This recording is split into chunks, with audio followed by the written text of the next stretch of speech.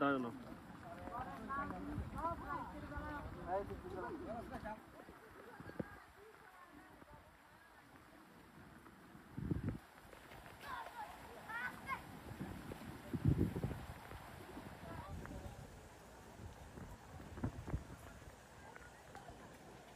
আমাদের এখানে এই 3 দিন ধরে এই নদীর ভিতরে এই ঘরগুলো সব পানির ভিতরে ভাসতে আছে।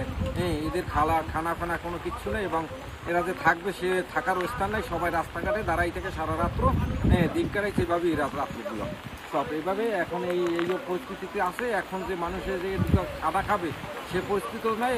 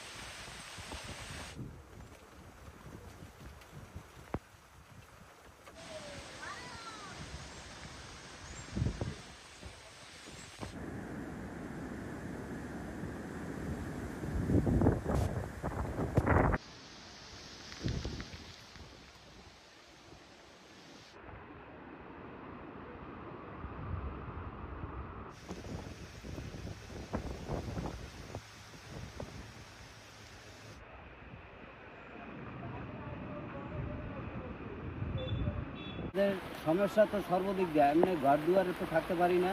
তারপর ঘরের মালামাল সব মানে ভিজিয়া ফুজিয়া একেবারে হয়ে গেছে। আর এই ঘরের যে খুঁটি আলগা হয়ে গেছে, এখন যে কোনো মুহূর্তে ঘর পড়ে যাইতে পারে। আমরা এই জায়গায় থাকি, আমরা একটু মাটি কেটে উড়াইয়া ঘরে পোতাই দেবো, কিন্তু আমাকে কাটতে দেয় না।